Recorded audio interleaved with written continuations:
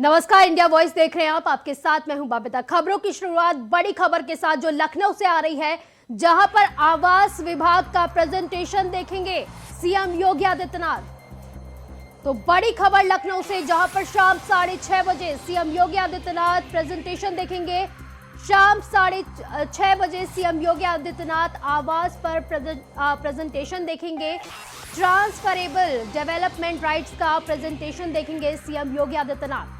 तो वहीं भू संपदा अधिनियम के समग्र विकास का प्रस्तुतिकरण भी किया जाएगा। तो बड़ी खबर लखनऊ से, जहां पर आवास विभाग का प्रेजेंटेशन देखेंगे सीएम योगी आदित्यनाथ। शाम 6:30 बजे ये प्रेजेंटेशन दिया जाएगा, जिसमें सीएम आवास पे ये प्रेजेंटेशन होगा, जहां पर सीएम योगी आदित्यनाथ इस प्रेजेंटेशन को देखेंगे। ट्रांसफरेबल डेवलपमेंट राइट्स का प्रेजेंटेशन देखेंगे सीएम योगी आदित्यनाथ। तो ज्यादा जानकारी के लिए हमारे संवाददाता सिद्धार्थ हमारे साथ जुड़ गए हैं। सिद्धार्थ, क्या है पूरी खबर? देखिए, आपको बता दें, मुख्यमंत्री योगी आदित्यनाथ आवास विभाग का प्रेजेंटेशन देखेंगे। मुख्यमंत्री शाम 6:30 बजे सीएम आवास पर प्रेजेंटेशन देखेंगे सीएम। उसके बाद ट्रांसफरेबल डेवलपमेंट राइट्स का प्रेजेंटेशन देखेंगे। उसके बाद भू संपदा अधिनियम समग्र विकास का प्रस्तुतिकरण देखेंगे। तो कहीं ना कहीं आज काफी महत्वपूर्ण दिन है, और सबसे महत्वपूर्ण ये है जो समग्र विकास का विजन डॉक्यूमेंट का प्रेजेंटेशन है, ये काफी महत्वपूर्ण होगा। और डीटीआर के लिए जो तैयार हो रही है जो क्षेत्रीय योजना है, उसका भी प्रेजेंटेशन देखेंगे सीएम। और सबसे महत्वपूर्ण जो 1 ट्रिलियन इकोनॉमी के संबंध में भी एक महत्वपूर्ण बैठक का आयोजन किया गया। शाम 7 बजे सीएम आवास पर जो महत्वपूर्ण बैठक होगी, तो कहीं ना सरकार की कोशिश ये है कि इकोनॉमी को किस तरीके से बढ़ाया जाए और किस तरीके से रोजगार पैदा किए जाए, और ये भी काफी महत्वपूर्ण है प्रोग्राम। जी बबीता जी, रोजगार की बात की है, क्योंकि रोजगार को लेकर युवा में काफी आक्रोश है। वहीं ये प्रेजेंटेशन किस तरह से उनके लिए जो है कामयाब सिद्ध होगा, ये कैसी एक अच्छी पहल होगी? देखिए, आपको बता दें, जिस तरीके से कल सरकार ने 100 दिन के बाद जिस तरीके से जो 100 दिन में जो कार्य किए गए थे, उसके बारे में जिस तरीके से बताया, युवाओं को रोजगार दिए गए, इतने रोजगार दिए गए और ज्यादा से ज्यादा रोजगार सृजन किए जाएंगे।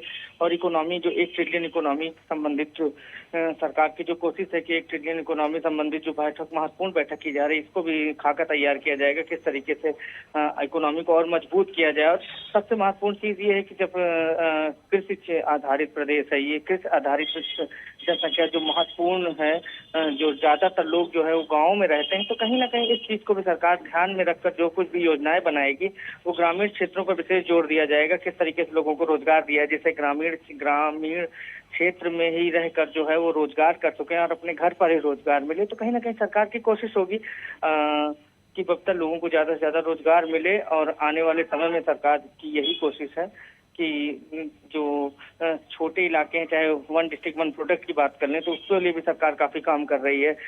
जो क्षेत्र में जिस चीज के लिए जो जाना जाता है, उसको लेकर भी सरकार की ये पूरी कोशिश है। जी तो इस तरह से इसे कहा जा सकता है कि क्या यूपी के पूरे विकास को, जो एक टारगेट भी है योगी सरकार का कि यूपी में ज्यादा से ज्यादा विकास हो, जिससे ज्यादा से ज्यादा रोजगार हो, तो इसके लिए काफी बड़ी पहल है? जी बिल्कुल, कहीं ना कहीं जो एक जिस तरीके से इकोनॉमी की बात की गई, तो कहीं ना कहीं ये महत्वपूर्ण है, जिस तरीके से ये सबसे महत्वपूर्ण है। और सरकार की ये कोशिश है पूरी यूपी में जो विकास की रफ्तार है उसको आगे बढ़ाया जाए। और ये नहीं कि केवल जो बड़े शहर हैं या महानगर है वहां पर रोजगार का सृजन किया जाए। सरकार की ये कोशिश है कि सब जगह रोजगार का सृजन किया जाए, छोटे शहरों या बड़े शहरों, ग्रामीण क्षेत्रों में विशेष जोर दिया जा रहा है। और जो छोटे जिले थे, जो जहाँ पर रोजगार पहले कम सृजन होते थे, वहाँ को लेकर भी सरकार काफी इसको लेकर सजग हो गई और सरकार के नया खाका भी तैयार कर लिया है। 100 दिन कि जिस तरीके से सरकार के पूरे हुए और सरकार ने पूरी कोशिश की है। अब आपको सबसे महत्वपूर्ण ये बता दें, जो भू संपदा अधिनियम के समग्र विकास का प्रस्तुतिकरण होगा, ये भी काफी होगा। किस तरीके से हम अपनी जो संपदाएं मिली हैं प्रकृति द्वारा, उसको किस तरीके से हम यूज करें और किस तरीके से उसका यूज करके उससे जी बिल्कुल, किस तरह से यूज करें और किस तरह से उसे संरक्षित रखा जाए। बहुत बहुत शुक्रिया आपका इन तमाम जानकारी के लिए। बढ़ते अगली खबर की ओर, जहां पर उत्तर प्रदेश के मुख्यमंत्री योगी आदित्यनाथ ने चित्रकूट में वन महोत्सव के अवसर पर वृक्षारोपण किया और इस मौके पर सीएम ने लोगों को संबोधित भी किया और कहा कि हमारे सामने पर्यावरण को बचाने का सबसे बड़ा संकट है, जिसको बचाना हम सबकी जिम्मेदारी है। आज हम वन महोत्सव का शुभारंभ कर रहे हैं और आमजन मानस से अपील करते हैं कि अधिक से अधिक पौधे लगाएं और जंगलों को उजड़ने से बचाएं, तभी हमारा जीवन भी बच पाएगा। तो चित्रकूट में आज सीएम योगी आदित्यनाथ पहुंचे, जहां पर उन्होंने वन महोत्सव के चलते वृक्षारोपण किया। साथ ही साथ लोगों से ये अपील की कि आप भी ज्यादा से ज्यादा इसमें हिस्सा लें, वृक्षारोपण करें, वन लगाएं, ताकि इस सुंदर से जीवन को बचाया जा सके, इस सुंदर सी प्रकृति को बचाया जा सके। तो जनता को संबोधित भी किया सीएम योगी आदित्यनाथ ने और यह अपील की कि आप भी इसमें हिस्सा लें, अपना कदम बढ़ाएं और ज्यादा से ज्यादा पौधे लगाएं, ताकि इस जो है पर्यावरण को बचाया जा सके, क्योंकि पर्यावरण को बचाना सबसे बड़ा संकट बताया है सीएम योगी आदित्यनाथ ने।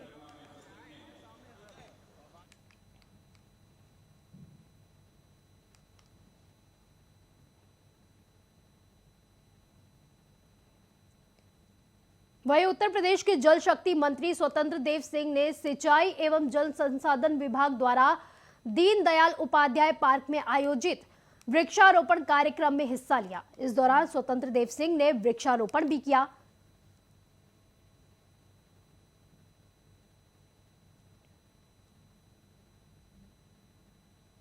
तो लखनऊ से ये तस्वीरें आपके सामने, जहां पर आज वृक्षारोपण किया गया। उत्तर प्रदेश के जल शक्ति मंत्री स्वतंत्र देव सिंह ने सिंचाई एवं जल संसाधन विभाग द्वारा पंडित दीनदयाल उपाध्याय पार्क में आयोजित वृक्षारोपण कार्यक्रम में हिस्सा लिया।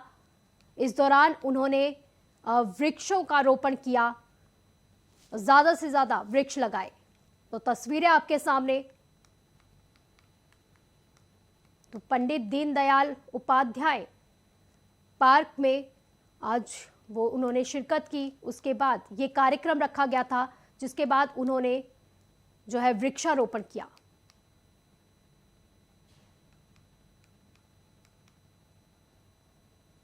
तो दीनदयाल उपाध्याय पार्क में आयोजित वृक्षारोपण का कार्यक्रम था, उसमें शिरकत करने के लिए जो है जल शक्ति मंत्री स्वतंत्र देव सिंह पहुंचे थे।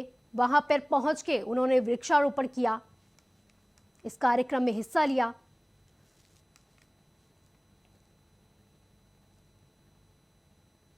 वही लोक निर्माण विभाग के मंत्री जितिन प्रसाद मुरादाबाद पहुंचे हैं। आपको बता दें कि मुरादाबाद के सर्किट हाउस में जितिन प्रसाद ने अधिकारियों के साथ बैठक भी की और उसके बाद हरदासपुर के लिए रवाना हो गए। आपको बता दें कि हरदासपुर में अमृत महोत्सव के अवसर पर आयोजित पौधारोपण कार्यक्रम में जितिन प्रसाद शामिल होंगे।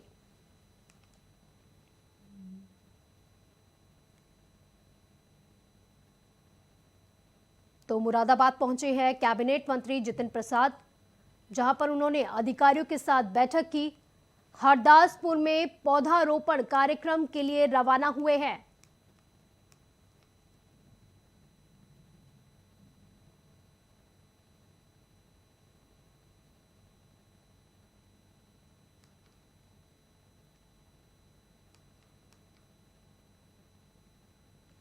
तो मुरादाबाद से आप तस्वीरें देख रहे हैं सीधे, जहां पर आज पौधारोपण कार्यक्रम में शामिल होने के लिए पहुंचे थे कैबिनेट मंत्री जितिन प्रसाद। जितिन प्रसाद ने अधिकारियों के साथ बैठक ली है, फिर हरदासपुर में पौधारोपण कार्यक्रम के लिए रवाना हुए।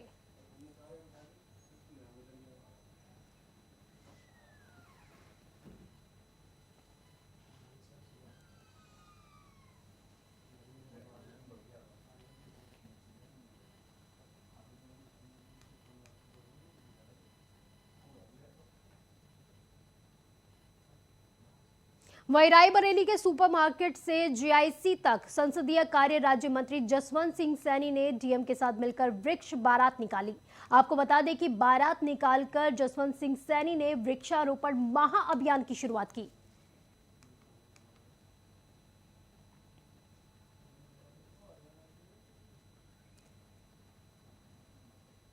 तो रायबरेली में वृक्ष बारात निकाली गई है, जहां पर जसवंत सिंह सैनी ने डीएम के साथ ये बारात निकाली है।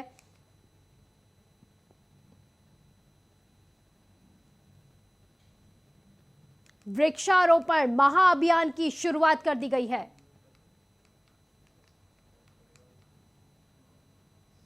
आज रायबरेली जनपद में भी 47 लाख पौधे रोपण करने का लक्ष्य यहाँ का लिया गया है, जिसमें अभी तक 11 करोड़ पौधे लग चुके हैं और नोडल अधिकारी जी 3 दिन से यहीं पर हैं। उनके निर्देशन में लगातार ये जो लक्ष्य आज का है 47 लाख पौधे शाम तक लगेंगे, उस लक्ष्य को पूरा किया जाएगा। सर, ये नया कॉन्सेप्ट है बारात का, ये क्या कॉन्सेप्ट था, कहाँ से कहाँ निकली? ये जन जागृति जरूरी है, क्योंकि सरकार ही सारे काम करेगी ऐसा नहीं है, जनता की भागीदारी भी उसमें हो।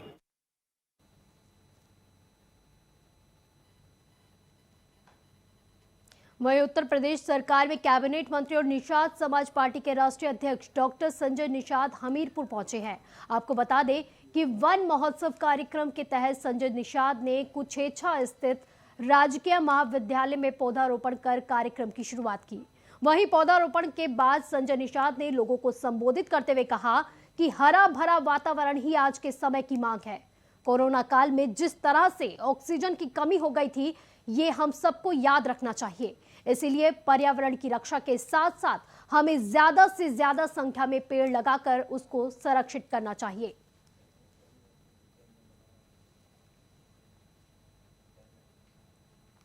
परोसी जा रही हैं। डॉक्टर चंद्रभूषण जी पुष्पगुच्छ भेंट कर रहे हैं। माल्यार्पण चक्रवर्ती शुक्ला, जितेंद्र तिवारी जी, शकुंतला निषाद जी और हमारे नगर पालिका के अध्यक्ष श्रीमान कुलदीप निषाद जी भी यहाँ विराजमान हैं। आपकी तालियां फूलों के।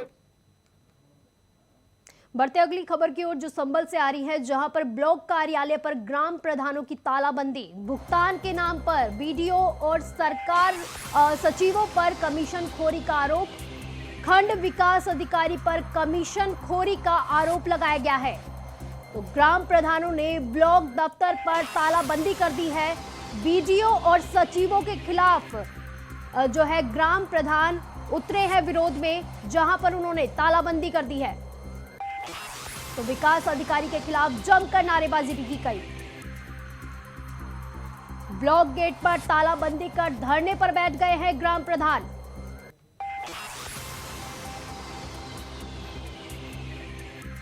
प्रधान तो एक चेकर है। निधि से जो कार्य होते हैं, जो राज्य वित्त के और केंद्रीय वित्त की जो निधि से कार्य होते हैं, उनमें से 18% कमीशन वो लोग बीडीओ साहब और आपके सेक्रेटरी वगैरह मांगते हैं।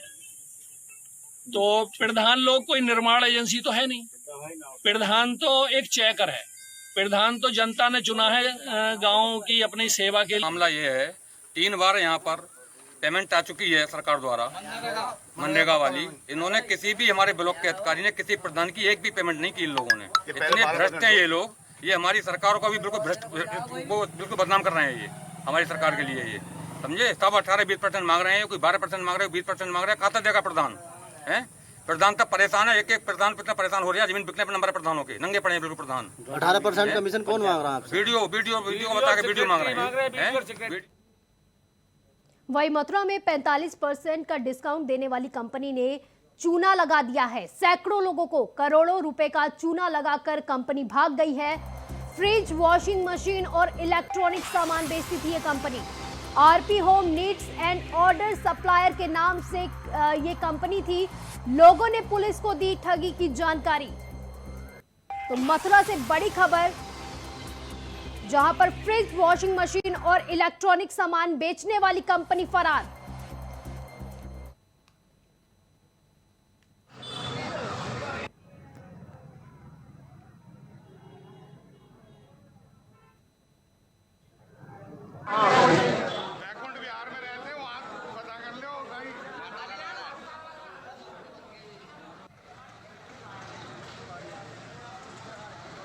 तो मथुरा से बड़ी खबर आ रही है, जहां पर वॉशिंग मशीन, इलेक्ट्रॉनिक सामान बेचने वाली कंपनी फरार हो गई है।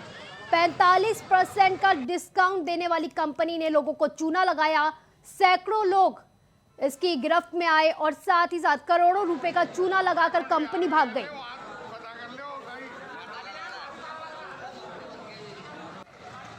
तो मथुरा से बड़ी खबर, जहां पर इलेक्ट्रॉनिक सामान बेचने वाली कंपनी फरार। RP home needs and order supplier के नाम से थी ये कंपनी। ये कंपनी डिस्काउंट दिया करती थी लोगों को चूना लगाती थी और अब फरार चल रही है।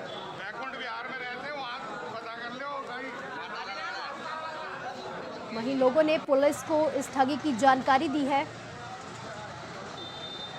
तो मथुरा थाना हाईवे क्षेत्र सोख रोड पौलीखेड़ा की यह घटना है।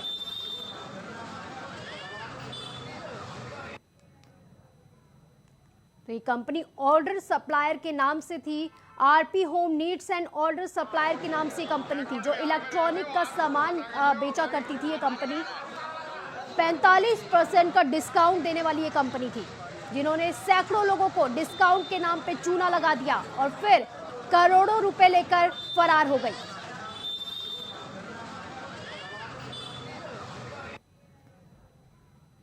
तो काफी लोग, सैकड़ों लोग इसकी चपेट में आए हैं। डिस्काउंट के नाम पर लोगों से ठगी की गई है, वही कंपनी फरार हो गई।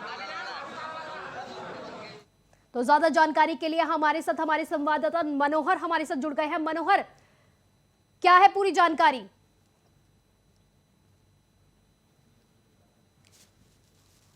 मनोहर, मथुरा से खबर आई है कि 45% डिस्काउंट देने के नाम पर कंपनी लोगों को चूना लगाती थी और फरार चल रही है। तो मथुरा से बड़ी खबर आ रही है जहां पर 45% डिस्काउंट के नाम पर लोगों से ठगी की गई। एक नहीं, दो नहीं, सैकड़ों लोग इसकी चपेट में आए। कंपनी ने सैकड़ों लोगों को चूना लगाया है। करोड़ों रुपए का चूना लगाने की बात सामने आई है।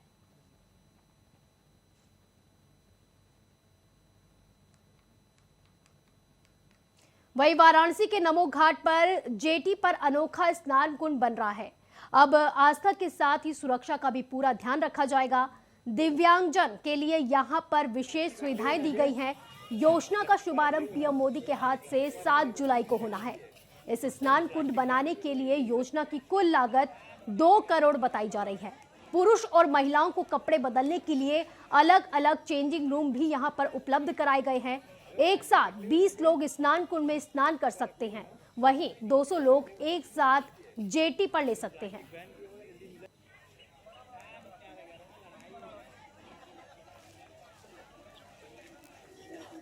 माननीय प्रधानमंत्री जी के निर्देशन में और उनके आशीर्वाद से ये देखा गया कि यहाँ स्नान बहुत होता है और हम एक मॉडर्न घाट बना रहे हैं, तो हमको स्नान की फैसिलिटी भी देनी है।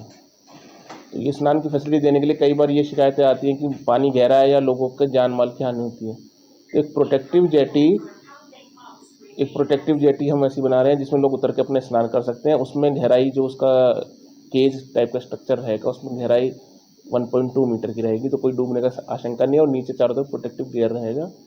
तो जिसमें जनता आ सकती है, अपना 15-20 मिनट स्नान करके फिर वापस जा सकती है। माननीय प्रधानमंत्री जी के निर्देशन में और उनके आशीर्वाद से ये देखा गया कि यहाँ स्नान बहुत होता है और हम एक मॉडर्न घाट बना रहे हैं, तो हमको स्नान की फैसिलिटी भी देनी है। तो ये स्नान की फैसिलिटी देने के लिए कई बार ये शिकायतें आती हैं कि पानी गहरा है या लोगों के जान माल की हानि होती है। तो एक प्रोटेक्टिव जेटी हम ऐसी बना रहे हैं जिसमें लोग उतर के अपने स्नान कर सकते हैं। उसमें गहराई जो उसका केज टाइप का स्ट्रक्चर रहेगा, उसमें गहराई 1.2 मीटर की रहेगी, तो कोई डूबने का आशंका नहीं है और नीचे चारों तरफ प्रोटेक्टिव गियर रहेगा। तो जिसमें जनता आ सकती है, अपना 15-20 मिनट स्नान करके फिर वापस जाए। जहाँ अभी जो आप नमो घाट में खड़े हैं, नमस्ते स्टैचू के सामने, ये नमो घाट का फेज़ 1 माना जा रहा है। इसको 45 करोड़ की लागत से बनाया गया है, पूर्ण किया गया है। इसको जो अगला विजिट 7 तारीख को जो है माननीय प्रधानमंत्री इनॉग्रेट करके लोकार्पण करेंगे। इसी के साथ आप जो देख रहे हैं, एक फ्लोटिंग जेट्टी नहाने के लिए बनाया जा रहा है, वो भी 2 दिन में पूर्ण हो जाएगा, उसका भी लोकार्पण करेंगे। जहाँ अभी जो आप नमो घाट में खड़े हैं। खबर बिहार से, जहां पर शिवहर जिले में अज्ञात बाइक सवार अपराधियों ने गोली मारकर 2 सगे भाइयों की हत्या कर दी। घटना नगर थाना क्षेत्र के वभन टोली मठ के पास के पुल का है।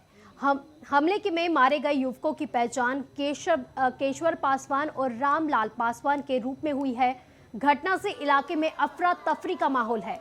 ग्रामीण दहशत में है, घर वालों का रो रो कर बुरा हाल है। घटना को लेकर तनाव की स्थिति बनी ही हुई है। पुलिस मौके पर कैंप कर रही है। थाना अध्यक्ष ने बताया कि शवों को पोस्टमार्टम के लिए सदर अस्पताल भेजा जा चुका है।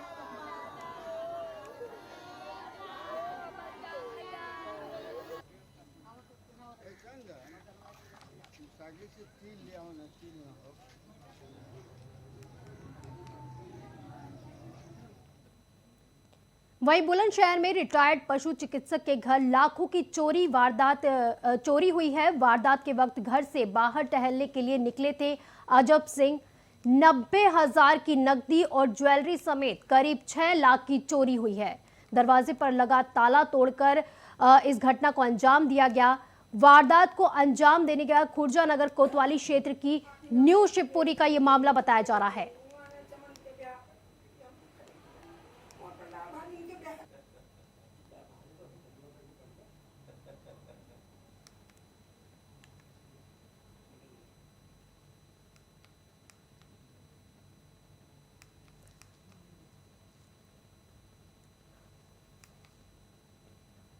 इस बुलेटिन में फिलहाल के लिए बस इतना ही। आप देखते रहिए इंडिया वॉइस। नमस्कार।